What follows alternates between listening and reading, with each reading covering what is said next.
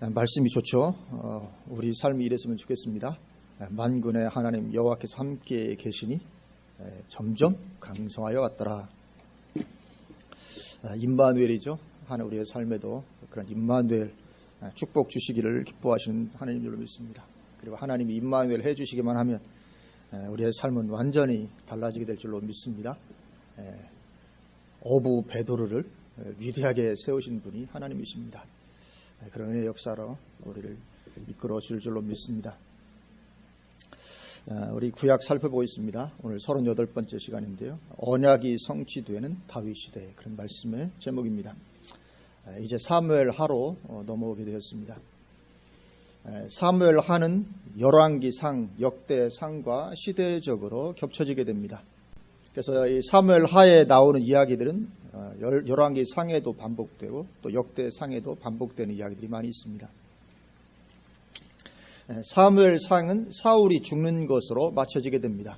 사울의 죽음으로 사무엘상이 끝나고 이제 사무엘 하로 접어들게 되는데요. 사울 안타까운 인물이죠. 처음에 사울은 성령이 충만한 사람이었습니다. 사울이 처음부터 좀 모자란 사람이 아니었고 처음에는 대단히 성령 충만한 그런 사람이었는데, 그러나 성령으로 시작했다 육체로 마치는 그런 비참한 결말을 맞이하는 대표적인 사람 중에 하나가 사울입니다. 아마 솔로몬도 비슷하다고 볼 수 있겠죠. 근데 사울 대표적으로 성령으로 시작했다가 육체로 마치는, 그리고 성령으로 시작했다고 해서 반드시 성령으로 맞춰지게 되는 것은 아닌 것을 보게 됩니다. 그래서 사울만 그런 결말을 맞이하는 게 아니고 누구나 그렇게 될 수 있죠. 누구나. 그래서 갈라디아서 3장 3절에서도 너희가 이같이 어리석으냐, 성령으로 시작하였다가 이제는 육체로 마치겠느냐, 그렇게 경고를 주고 있는 것을 보게 됩니다. 그래서 누구든지 성령으로 시작했지만 육체로 마치게 되는 가운데로 누구나 들어갈 수 있고, 사울은 그의 대표적인 그런 사람이었습니다. 그래서 만약에 그럼 육체로 전락하게 되면 어찌 되는가? 육체로 전락하게 되면 오히려 처음부터 안 믿었던 것보다 더 못하게 된다. 성경에 그렇게 말씀을 하죠. 베드로 후서 2장을 보면, 베드로 후서 2장 20절 21절에 만일 그들이 우리 주 되신 구주 예수 그리스도를 알므로 세상의 더러움을 피한 후에 다시 그 중에 얽매이고 지면 그 나중 형편이 처음보다 더 심하리니 의의 도를 안 후에 받은 거룩한 명령을 저버리는 것보다 알지 못하는 것이 도리어 그들에게 나으리라. 그렇게 말씀을 하고 있습니다. 더 안 좋게 된다. 그러니까 한 번 믿었으니까 무조건 어떻게 살든 구원을 받을 것이다. 그건 말도 안 되는 소리입니다. 성경하고는 전혀 다르게. 여기도 보면 그렇게 되니 차라리 처음부터 안 믿고 몰랐던 것이 더 나았을 것이다. 이렇게 얘기를 하잖아요. 처음부터 모르고 안 믿고 그러면 어떻게 됩니까? 이것은 구원 받습니까? 구원 못 받잖아요. 그렇죠? 구원 못 받는 그 사람보다도 더 못하게 된다. 그럼 당연히 구원은 없는 거죠. 구원 못 받는 사람보다 더 못하게 되면 거기 구원이 있을 수가 없는 것이죠. 그래서 그렇게 성령으로 시작했지만 육체로 마치게 된 일은 누구에게나 일어날 수 있습니다. 그렇게 사울이 비참한 결말을 맞이하여 죽게 되고, 이제 사무엘 하는 사울이 죽은 후에 다윗이 왕이 되는 과정을 보여주는 것으로 시작을 합니다. 그래서 사울이 죽기 전에도 이제 사람들이 도망다닌 다윗에게 이렇게 계속 사람들이 와서 수가 점점 늘어갔었죠. 늘어갔었는데 사울이 죽은 후에는 훨씬 더 많은 사람들이 이제 다윗에게로 몰려들게 됩니다. 그래서 역대상 12장 22절을 보면, 역대상이나 열왕기상이나 다 그 얘기가 나오니까 역대상 12장 22절을 보면 그때의 사람이 날마다 다윗에게로 돌아와서 돕고자 하며 큰 군대를 이루어 하나님의 군대와 같았더라. 그렇게 말씀하고 있습니다. 사울이 죽고 나니까 더 많은 사람이 다윗에게 몰려들어서 얼마나 많이 몰려들었는지 하나님의 군대같이 대단히 이제 다윗이 큰 세력을 얻게 된 것을 보여주고 있습니다. 그러게 이제 다윗이 이제 큰 세력을 형성해 가는데, 그러면 이제 다윗은 어떻게 해야 되는가? 사울 왕은 이미 죽었죠. 사울 왕은 죽었고 다윗은 전에 이미 기름 부음을 받았던 사람이죠. 기름 부음도 받았습니다. 그러니까 내가 이제 왕이다. 그렇게 선포하며 나타나야 되는가 하는 거죠. 그러나 그렇게 서두를 일은 없죠. 서둘러서 잘 되는 일은 없습니다. 거의. 서둘러서 잘 된 일은 아마 거의 없는 것 같아요. 우리 삶에서도 보면. 서두르지 않아도 누가 다 하십니까? 하나님께 다 인도해 가시죠. 만약에 하나님이 안 계시다면 우리가 서둘러서 해야 될지도 모릅니다. 그러나 하나님 계시고 하나님께서 정확하게 우리 인도해 가시기 때문에 하나님 안에서 우리는 결코 서두를 이유가 없죠. 그리고 또 당시에 이스라엘 땅에는 아직 사울을 따랐던 세력들이 많이 있는 거죠. 왜냐하면 사울이 왕이었으니까 죽었지만 여전히 사울을 따르는 세력들이 이스라엘 땅 안에 많이 있었고, 그래서 서두르는 것보다는 하나님의 인도하심을 받는 것이 가장 중요하죠. 그래서 다윗이 이제 하나님께 묻게 됩니다. 사무엘하 2장 1절을 보면, 사무엘하 2장 1절, 그 후에 다윗이 여호와께 여쭈어 아뢰되 내가 유다 한 성읍으로 올라가리이까? 여호와께서 이르시되 올라가라. 다윗이 이르되 어디로 가리이까? 이르시되 헤브론으로 갈지니라. 여기 보면 그 후에 이렇게 말씀하죠. 그 후에라는 표현은 사울이 죽은 지 시간이 좀 흘렀음을 보여주는 표현입니다. 사울이 죽고 나서 다윗이 바로 움직이지 않고 있는 가운데 그 시간 동안에 사람들이 다윗으로 몰려들어서 이제 큰 군대를 이루게 되죠. 그 시간에 어떤 일정한 기간이 지났음을 보여주는 것입니다. 그렇게 시간이 좀 지난 후에 그 후에 다윗이 이제 물어보죠. 그 다윗이 서두르지 않고 있는 것을 보게 되죠. 사울은 죽었지만 여전히 가만히 머물면서 사람들이 계속 몰려오고 그리고 하나님께 물어보고, 하나님 인도하심을 구합니다. 기도할 때 어떻게 기도합니까? 내가 유다의 한 성읍으로 올라가리까? 그렇게 묻습니다. 왜냐하면 다윗의 마음에 유다의 한 성읍으로 올라가면 좋겠다는 마음이 있었던 거죠. 내가 유다의 한 성읍으로 올라갔으면 좋겠는데, 왜냐하면 그거 다윗의 판단을 올 때 그게 좋은 것 같거든요. 그렇지만 내 마음의 판단에 좋은 대로 행하지 않고 하나님께 묻는 거죠. 하나님, 유다 한 성읍으로 올라가면 좋을 것 같은데 올라가리까? 하고 묻는 것입니다. 그래서 우리에게도 이것이 본이 되는 줄로 믿습니다. 우리 마음에 어떤 것이 되어졌다 할지라도 늘 하나님께 묻고 진행을 하면 좋죠. 하나님께서 틀림없이 우리를 인도하십니다. 어떤 귀에 들리는 음성으로 인도하지 않더라도 어떤 환경과 상황을 통해서 어떤 말씀을 통해서 어떤 여러 가지를 통해서 우리를 하나님께서 인도하시고 뜻을 보이십니다. 기도하면서 인도하심 받는 게 가장 중요하죠. 그래서 유다의 한 성읍으로 올라가리까? 하나님 허락하시는데 유다의 한 성읍으로 올라가고자 하는 것은 당연하죠. 왜냐하면 아직은 이스라엘 전역에 사울의 세력이 더 강대하고 사울을 따랐던 사람들의 세력이, 그리고 다윗은 유다 지파 소속 사람이었죠. 그러니까 자기가 속했던 지파로 올라가는 것은 뭐 당연한 거죠. 가장 안전하기도 하고. 그래서 이제 유다 성읍으로 올라가라 그러니까 다윗이 또 묻죠. 이르되 어디로 가리이까? 그럼 유다 지파 중에서 또 어느 성으로 들어가리이까? 또 묻습니다. 그래 하나님은 헤브론으로 가라 그렇게 인도를 하십니다. 헤브론은 유다의 중심 성읍이었습니다. 그래서 가장 안전하기도 했고, 중심 성읍이니까 가장 안전하기도 했고, 그럴 뿐만 아니라 언약적으로도 의미가 있는 지역이었습니다. 아브라함 때부터 아브라함이 이제 갈대 오래 살던 아브라함이 부름받아서 가나안 땅에 들어와서 하나님께 가장 먼저 제단을 쌓았던 마므레 상수리 나무 아래가 바로 이 헤브론 부근이었습니다. 그리고 막벨라 굴을 사서 사라를 장사 지내게 되죠. 막벨라 굴도 이 지역에 있습니다. 거기에 언약의 조상들인 아브라함과 이삭과 야곱이 거기에 붙였습니다. 그러니까 그러한 곳에 언약의 성취자가 될 다윗이 들어가게 되는 것은 언약의 족보와 연결되는 아주 적절한 것이었죠. 그래서 하나님께서 이렇게 인도해 가고 계신 것을 보게 됩니다. 하나님의 인도하심은 정확한 줄로 믿습니다. 그래서 다윗이 유다의 헤브론으로 올라갑니다. 그러니까 유다 지파 사람들이 다윗을 왕으로 삼죠. 사무엘하 2장 4절을 보면 사무엘하 2장 4절에 유다 사람들이 와서 거기서 다윗에게 기름을 부어 유다 족속의 왕으로 삼았더라. 그러니까 이스라엘 전체의 왕은 아니고 유다 지파의 왕입니다. 왜냐하면 다른 지파들까지 영향력이 아직 미치지 못해서. 그리고 거기에서 7년 반 동안을 통치하게 되죠. 11절에 보면 다윗이 헤브론에서 유다 족속의 왕이 된 날수는 7년 6개월이더라. 그래서 헤브론에서 유다 지파만의 왕으로 이제 7년 반을 보내게 됩니다. 다윗이 왕이 될 때 나이가 30살 정도였습니다. 30살. 그리고 기름 부음 받을 사무엘에 의해서 기름 부음 받을 때가 15살 때쯤에 기름을 부음을 받게 됩니다. 그러니까 아직 소년일 때 받았던 거죠. 15년 정도 시간이 흐른 후에 이제 왕이 되게 됩니다.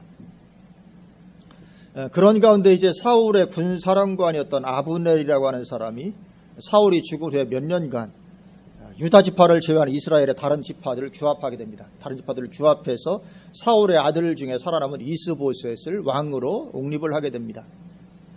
그래서 이스보셋은 다윗보다 좀 늦게 왕이 됩니다. 다윗이 먼저 왕이 되고 그 해가 여러 해 지나서 이제 이스보셋이 왕이 됩니다. 왕이 돼서 2년 동안을 통치하게 됩니다.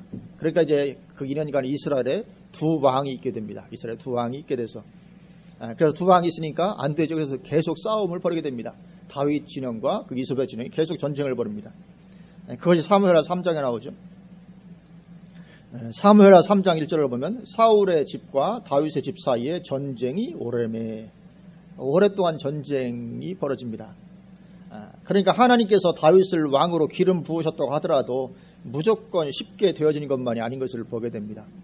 기름 부어졌다고 쉽게 저절로만 되는 것이 아닌 것을 보게 되죠. 우리의 삶에도 역시 마찬가지입니다. 하나님께서 나를 어디로 인도하셨다 할지라도 인도하셨으니까 그냥 고속도로가 뚫려서 쫙 되겠지. 그렇지 않을 가능성이 많이 있는 거예요. 여러 우여곡절을 겪게 되고 거치고 해서 결국은 마침내 그 하나님의 언약이 성취되는 자리로 우리가 들어가게 됩니다. 전쟁이 오래매 다윗은 점점 강하여 가고 사울의 집은 점점 약하여 가니라. 그렇게 말씀하고 있습니다. 그래서 다윗은 점점 강하고 사울의 집은 점점 약해집니다. 하나님의 계획과 섭리가 있으니까 그렇죠. 그러던 중에 아브넬이 이스보셋을 배반하고 다윗에게 투항을 하게 됩니다. 오른팔이 이제 사라지게 됐죠. 그리고 나서 이스보셋은 다른 신하들에 의해서 살해당하게 됩니다. 이제 이스보셋이 죽습니다. 그러자 이제 온 이스라엘이 다윗을 왕으로 드디어 이제 삼게 됩니다. 전 이스라엘 모든 지파의 왕이 되게 됩니다. 5장입니다. 5장 1절에 이스라엘 모든 지파가 헤브론에 이르러 다윗에게 나와 이르되 보소서 우리는 왕의 한 고륙이니이다. 전에 곧 사울이 우리의 왕이 되었을 때에도 이스라엘을 거느려 출입하게 하신 분은 왕이시었고 여호와께서도 왕에게 말씀하시기를 내가 내 백성 이스라엘의 목자가 되며 내가 이스라엘의 주권자가 되리라 하셨나이다 하니라. 이에 이스라엘 모든 장로가 헤브론에 이르러 왕에게 나오매 다윗 왕이 헤브론에서 여호와 앞에 그들과 언약을 맺으며 그들이 다윗에게 기름을 부어 이스라엘 왕으로 삼으니라. 그래서 드디어 오랜 기다림 끝에 이제 하나님께서 처음 기름 부으셨던 그 목적이 이루어지게 됩니다. 시간이 많이 걸렸죠. 기름 부음 받고 나서 15년, 또 유다 지파만의 왕으로 또 7년 반, 그리고 22년 반이나 지나서 언약이 성취가 되게 되는 것을 보게 됩니다. 그렇게 이제 온 이스라엘의 왕으로 다윗이 등극을 하게 되고 그런 이후에 곧이어서 다윗이 한 일이 무엇인가 하면 아직 정복되지 않고 있던 예루살렘 성을 공격해서 정복을 하게 된 것입니다. 아직까지 그때까지 예루살렘이 정복이 되지 않고 있었는데 여부 사람들이 해서 여부 사람들이 살고 있었는데 거기를 빼앗게 됩니다. 그리고는 이제 그곳으로 수도를 옮기게 됩니다. 헤브론에서 7년 반 있다가 이제 예루살렘을 점령하고 그곳으로 수도를 옮기게 되죠. 그리고는 그 성 이름을 다윗성 또는 시온성 그렇게 부르게 됩니다. 그러니까 6절을 보면 6절에 왕과 그의 부하들이 예루살렘으로 가서 그 땅 주민 여부수 사람을 치려하며 그 사람들이 다윗에게 이르되 네가 결코 이리로 들어오지 못하리라. 맹인과 다리 저는 자라도 너를 물리치리라 하니 그들 생각에는 다윗이 이리로 들어오지 못하리라 함이나. 예루살렘이 얼마나 견고한 요새 같은 지역인지 모릅니다. 그들이 자신감이 있었죠. 그러나 빼앗게 됩니다. 다윗이 시온 산성을 빼앗았으니 이는 곧 다윗 성이더라. 그래서 다윗이 그 전까지 이제 유다 지파만의 왕이었는데 거기서 벗어나서 이제 온 이스라엘의 왕이 되려면 유다 지파의 중심 성읍을 떠나서 천도하는 것이 민심을 얻기 위해서나 여러모로 필요했을 것이죠. 그래서 예루살렘으로 천도를 하게 됩니다. 우리 나라 역사에서도 이렇게 천도를 하게 되죠, 그렇죠? 고려에 있다가 개성에 있다가 조선으로 하면서 한양으로 천도를 하게 되고 어떤 그런 것처럼 다윗도 나라의 통치를 위해서 이제 유다 지파의 왕이 아니니까 전 이스라엘 왕이니까 헤브론에서 벗어나서 이제 예루살렘의 터를 잡고 천도하고 전 이스라엘의 왕으로 통치를 하게 됩니다. 이제 그 이후로부터 다윗의 삶에는 이제 거칠 것이 없게 됩니다. 이제 더 이상 거칠 게 없죠. 사울도 없고 이제 왕이 됐고 아주 승승장구하게 됩니다. 하나님께서 함께 하십니다. 5장 10절을 보면 만군의 하나님 여호와께서 함께 계시니 다윗이 점점 강성하여 가니라. 더 이상 거칠 것이 없습니다.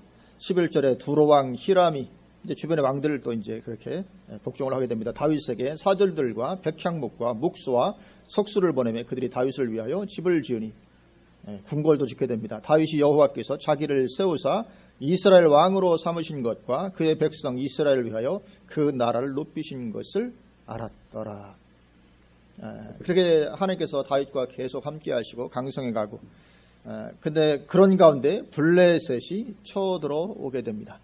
전쟁이 벌어지게 되는데, 블레셋이 누굽니까? 사울을 죽이고 사울의 군대를 패퇴시킬 정도로 강성한 그런 사람들이었죠. 그런 가운데 있었습니다. 그러나 다윗에게는 하나님께서 임마누엘 해주고 계시죠. 그래서 임마누엘 해주고 계시는 다윗의 군대를 이길 수가 없는 거죠. 하여튼 임마누엘이 승리의 원천인 줄로 믿습니다. 19절부터 보면, 우리 19절은 같이 한번 봉독하실까요? 19절. 다윗이 여호와께 여쭈어 이르되 내가 블레셋 사람에게로 올라가리까 여호와께서 그들을 내 손에 넘기시겠나이까 하니 여호와께서 다윗에게 말씀하시되 올라가라 내가 반드시 블레셋 사람을 내 손에 넘기리라 하신지라. 아멘. 또 인도하심을 구하죠. 블레셋이 쳐들어왔으면 싸워야 되는데 다윗이 묻습니다. 하나님, 블레셋이 공격해 오는데 우리가 저를 치러 올라갈까요? 물어보죠. 하여튼 다윗의 특징, 하나님 인도하심을 구하고 인도를 따라가는 것이 다윗의 특징입니다. 우리도 본을 받아야 될 줄로 믿습니다. 하여튼 하나님 인도하심을 구하면서 나가는 것이 승리의 원천입니다. 인도하심을 따라 전쟁을 하고 그리고는 승리하게 됩니다. 20절. 다윗이 바알보라심에 이르러 거기서 그들을 치고 다윗이 말하되 여호와께서 물을 흩음같이 내 앞에서 내 대적을 흩으셨다 하므로 그곳 이름을 바알보라심이라 부르니라. 승리하게 됩니다. 그래서 물러갔던 블레셋이 포기하지 않고 다시 또 쳐들어오죠. 두 번째 또 공격을 해옵니다. 22절부터 보면 22절 블레셋 사람들이 다시 올라와서 르바임 골짜기에 가득한지라. 다윗이 여호와께 여쭈니 다윗이 또 인도하심을 구하죠. 하나님 어떻게 할까요? 블레셋이 쳐들어왔는데 인도하심을 또 구합니다. 그러니까 이르시되 올라가지 말고, 먼저 벌어졌으면 첫 번째 때는 어떻게 했죠? 올라가라고 했죠. 올라가니까 올라가라. 근데 두 번째는 올라가지 말고. 그러니까 지금 하나님이 전략까지 다 제시를 해주고 계신 것을 보게 되면 이제는 올라가지 말고 그들 뒤로 돌아서 뽕나무 숲을 맞은편에서 그들을 기습하되, 이제는 올라가지 말고 돌아서 기습하라. 그렇게 말씀을 하고 있습니다. 24절에 뽕나무 꼭대기에서 걸음 걷는 소리가 들리거든 곧 공격하라. 그때 여호와가 너보다 앞서 나아가서 블레셋 군대를 치리라 하신지라. 하나님께서 보여주고 계신 것이 있는 거죠. 진정한 승리는 오직 하나님의 길대로 행할 때야만 얻게 되는 것을 보여주는 것입니다. 이 방법을 달리 하시죠. 하나님은 항상 똑같은 방법 안 쓰시는 거 아시죠? 항상 다르게 쓰십니다. 첫 번째는 올라가라 했다. 두 번째는 올라가지 말고 돌아가라. 근데 여기서 또 두 번째도 우리가 올라가서 지난번 올라가서 승리했지. 또 올라가자 해서 올라가면 어떻게 됩니까? 지는 거죠. 그러면 하나님은 의도적으로 똑같은 방법을 잘 안 쓰십니다. 왜냐하면 올라가서 이긴 것이 아니고, 또 첫 번째 쳐들어갈 때는 첫 번째는 그럼 기습하면 안 되고 올라가야 하니까 이긴 거, 그런 거 아니거든요. 어차피 하나님께서 역사하시기 때문에 무슨 방법을 쓰든 이기게 되어 있는 것인데, 전략을 바꾸시는 것은 그것이 승리의 길, 하나님의 길로 행할 때 승리가 된다는 것을 보여주고 있습니다. 그래서 하나님 인도하심 받는 것이 얼마나 중요한지 모르는 것이죠. 그래서 25절 이에 다윗이 여호와의 명령대로 행하여 블레셋 사람을 쳐서 게바에서 게셀까지 이르니라. 하나님의 명령대로 행하여 인도하심을 따라가는 것이 승리의 원천이요 승리의 길인 것을 보여주게 됩니다. 항상 그렇습니다. 전에 이렇게 했으니까 됐더라. 절대로 그러면 안 됩니다. 모세도 전에 반석을 물로 지팡이를 치니까 물이 나왔더라. 또 지팡이를 치면 망하는 것입니다. 그 홍해를 향해서 지팡이를 내밀었더니 홍해가 갈라지죠. 요단강 가서 또 지팡이를 내미는지 망하는 것입니다. 그때 지팡이를 내미는 것이 아니고 그때는 거기에만 또 하나님 인도하시면 다른 인도하심이 있는 것이거든요. 항상 하나님은 반석에서 똑같이 인도하심을 다르게 하시고 처음에는 말로 하라, 두 번째는 치라. 첫 번째 치라, 두 번째 말로 하라. 지팡이를 내밀어라, 제사장 먼저 하라. 항상 여리고성은 7번 돌아라. 7번 돌아오니까 여리고성이 무너졌다. 그럼 이성도 한번 돌자. 또 보면 무너지게 안 무너지는 거죠. 전에 했으니까 됐더라. 그렇지 않습니다. 제가 뭐 땅밟기 기도도 말씀드리지만 땅밟기 기도에서 여리고가 무너진 거 아니거든요. 하나님이 인도하심을 했기 때문에 무너진 거죠. 그래서 땅을 밟으라고 하나님께서 말씀하셔서 땅을 밟아야지 이렇게. 근데 그것이 아니고 다르도록 하도록 인도하시면 다르게 해야 되는 거죠. 어쨌든 우리가 굉장히 민감해서 하나님의 인도하심을 따라갈 필요성이 있고 어떤 그 영적인 민감성을 우리가 또 훈련해야 될 필요도 있는 거죠. 그렇게 하나님의 인도하심 가운데 다윗은 계속 승승장구합니다. 그리고 이제 다윗은 하나님의 언약궤를 예루살렘으로 모셔올 생각을 하게 됩니다. 그것이 이제 6장입니다. 6장에서 이제 하나님 언약궤, 왜냐하면 그때까지 언약궤는 개인의 집, 아비나답이라고 하는 개인의 집에 머물러 있었습니다. 하나님의 언약궤가 개인의 집, 한 개인의 집에 있으니까 뭐 안 되잖아요. 그래서 이제 언약궤를 모셔올 생각을 하게 됩니다.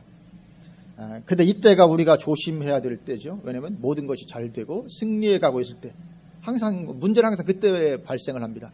모든 것이 잘 되고 승리하고 하나님 함께해서 뭔가 될 때, 이때 우리가 영적인 어떤 감각이 풀어질 가능성이 큰 때입니다. 영적으로 무너지고 육적인 것이 우리를 장악해갈 그런 때입니다. 그래서 선주로 생각하는 자마다 넘어질까 조심하라고 말씀하는 이유가, 섰다고 생각하는 순간 육적인 것이 이제 비집고 올라오기 시작을 합니다. 다윗도 이제 승승장구하고 잘되고 섰다고 생각하니까 영적인 긴장이 풀어지는 것입니다. 육적인 것이 올라오기 시작하는 것입니다. 그래서 우리는 죽는 날까지 영적인 긴장을 풀어놓으면 안 되고, 마귀는 우는 사자같이 두루다니며 삼킬 자를 찾고 할 수만 있으면 믿는 자라도 넘어뜨리려고 하는 존재가 사탄이기 때문에, 그래서 다윗은 하나님의 궤에 대한 하나님의 언약궤에 대한 열심 자체는 좋았죠. 언약궤에 대한 열심 자체는 좋았지만 하나님의 길로 행하지 않고 하나님의 길을 넘어서 버립니다. 전에는 하나님의 길로 행해서 승리했는데 여기서는 그 목적 자체는 좋았는데 목적만 좋아서는 안 되고 길도 좋아야 되거든요. 하나님의 방법으로 나가야 되는데 하나님의 방법을 넘어서 버립니다. 언약궤를 운반할 때는 채에 꿰어서 앞뒤로 4명이 어깨에 메고 옮기게 되어 있던 거죠. 이렇게 채에 꿰어서 이렇게 어깨에 메고 옮기게 되어 있었는데, 하나님의 명령이죠. 반드시 언약궤는 그렇게 옮기도록 하는 율법을 주셨는데, 근데 언약궤를 수레에 실어서 운반합니다. 물론 수레도 잘 만들었죠. 새 수레, 나쁜 수레로 옮긴 것이 아닙니다. 더러운 수레로 옮긴 것이 아니고 최고 좋은 잘 만든 그런 수레로 옮겼지만, 아무리 수레가 좋아도 하나님의 길에서 벗어나면 이건 하나님께서 용납하시지 않습니다. 그래도 어쨌든 하나님의 언약궤를 귀하게 여기고 모셔오려고 했으니까, 그 의도가 좋았으니까, 목적이 좋았으니까, 그래도 뭐 하나님께서 뭐 봐주시지 않겠는가, 괜찮지 않겠는가, 우리는 그렇게 생각할지 모르지만 하나님은 결코 그렇지 않습니다. 하나님께는 목적이 수단을 정당화시키는 그런 것은 통하지 않습니다. 사람은 우리가 좀 방법을 좀 잘못했더라도 목적이 결과가 좋게 나오면, 그러면 얼마든지 이게 면제가 되잖아요. 과정이 좀 잘못됐어도.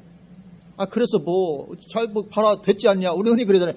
그래서 내가 잘못, 다르겠지만, 다르게 했어도 그래도 됐지 않냐. 우리는 흔히 이렇게 말을 할 수 있습니다. 그러나 하나님께는 그것이 통하지 않죠. 하나님은 오직 하나님의 길로만 모든 것을 이루어 가십니다. 그래서 6장 1절을 보면, 다윗이 이스라엘에서 뽑은 무리 3만 명을 다시 모으고 언약궤를 모셔오는데 3만 명을 동원합니다. 대단하죠? 언약궤 모셔오는 거 10명만 있어도 되거든요. 3만 명이나 온 민족을 다 동원하는 것입니다. 큰 축제, 그러니까 대대적인 축제, 온 나라의 축제와 같은 큰 행사를 벌이는 것입니다.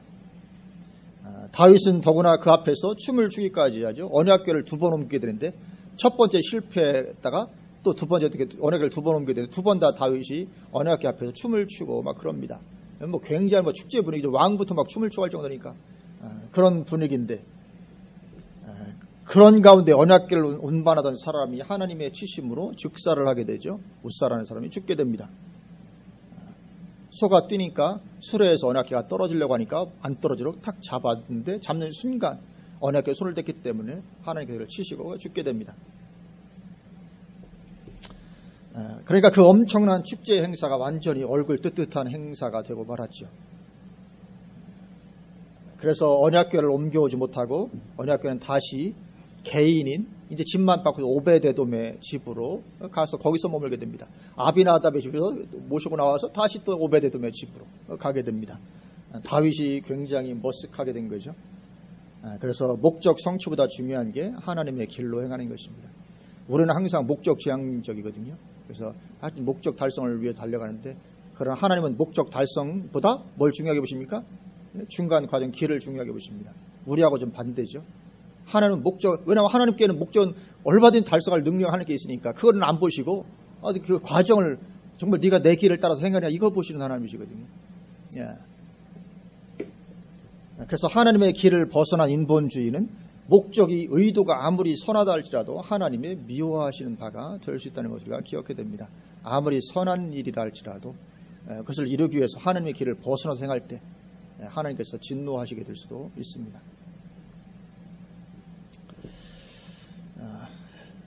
어쨌든 그렇지만 이제 다윗은 왕권이 견고하게 세워져 가고 있죠. 세워졌습니다. 그래서 그렇게 왕권이 안정된 후에 다윗은 이제 아직까지 정복되지 않고 남아있던 민족들을 빠르게 정복해 갑니다. 다윗 때까지 아직 사사시대 수백 년 지났지만 하나님께 약속된 지역을 다 점령하지 못했거든요. 다윗 때까지도 아직까지 점령하지 못한 지역들이 많이 남아 있었습니다. 다윗이 남아있던 민족들을 빠르게 정복을 해가기 시작합니다.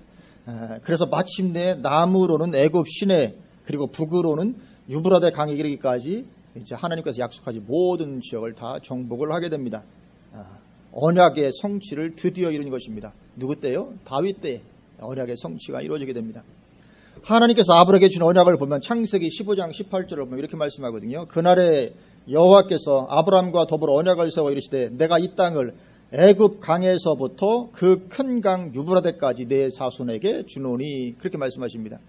그리고 언약의 땅은 어디냐 하면 남쪽으로는 애굽 강, 애굽 시내부터 시작해서 북쪽으로는 유브라데까지 그 사이 땅이 하나님의 언약의 땅입니다. 그래서 이 애굽 강에서부터 큰 강 유브라데, 근데 우리가 유브라데는 잘 알죠? 유브라데는 다 압니다. 근데 애굽 강은 어디를 말하는가? 애굽 강. 언뜻 생각하면 나일강인가 보다 생각하기 쉽지만 나일강을 말하는 것이 아닙니다.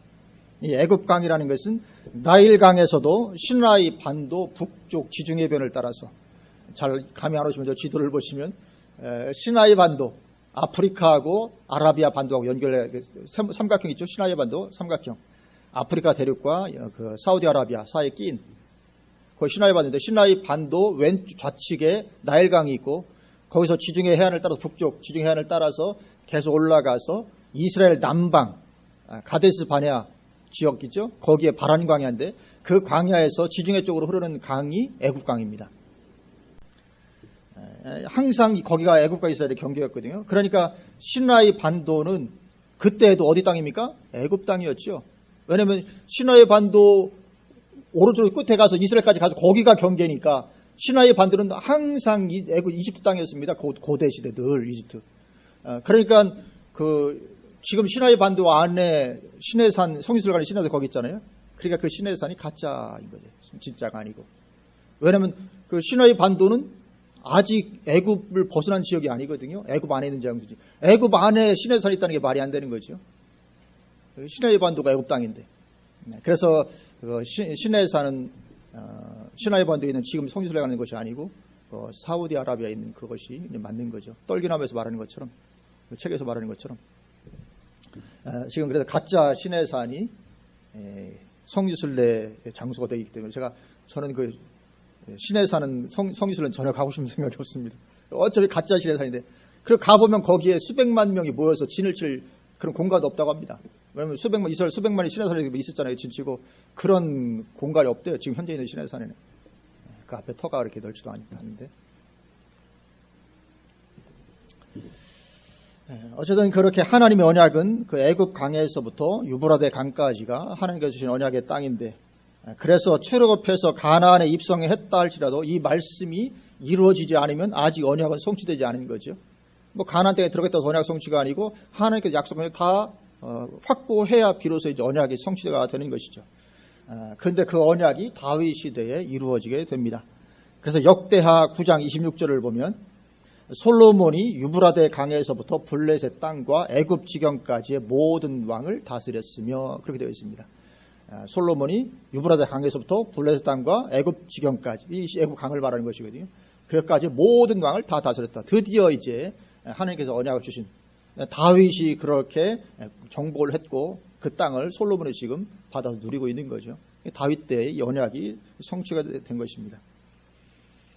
그래서 출애굽 사건은 우리의 구원을 예표하는 것이죠. 출애굽 사건 우리의 구원을 예표하고 있습니다. 그래서 우리의 영혼을 구원하는 궁극적 출애굽은 예수 그리스도에 의해서 이루어지게 되죠. 그러니까 첫 번째 출애굽은 다윗에 의해서 완성이 되게 되죠. 다윗 때 드디어 비로소 이제 완성이 됩니다. 왜냐하면 땅을 다 차지했으니까.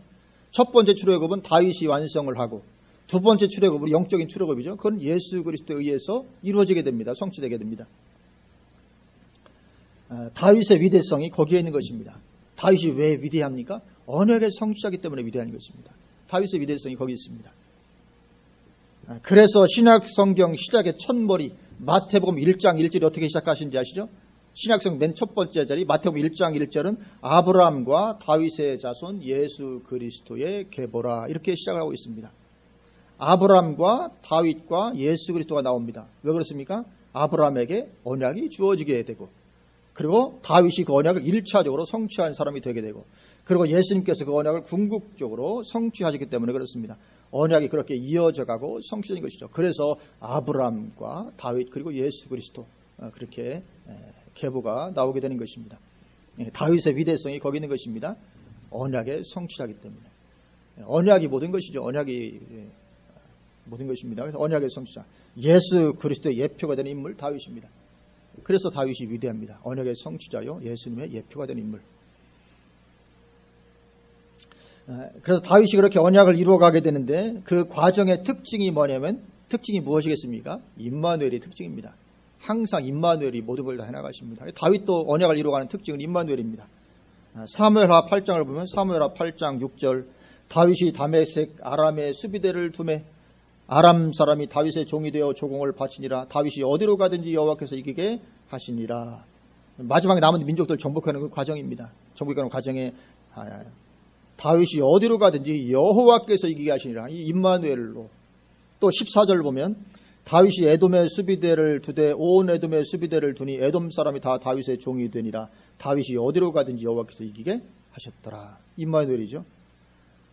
또 역대상 11장에도 보면 역대상 11장 9절에 만군의 여호와께서 함께 계시니 다윗이 점점 강성하여 가니라. 그렇게 말씀을 하고 있습니다. 열쇠가 임마누엘했던 것을 보게 됩니다.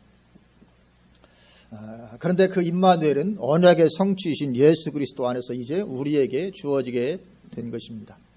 다윗이 누렸던 임마누엘, 그것을 인해서 승리했던 그 임마누엘이 이제는 그리스도 안에서 우리 그리스도인 누구에게나 성취가 되게 된 것입니다. 왜냐하면 우리는 언약의 자손이거든요. 언약의 백성입니다. 우리에게 이제 그 임마누엘의 약속이 우리에게 주어지게 된 것입니다.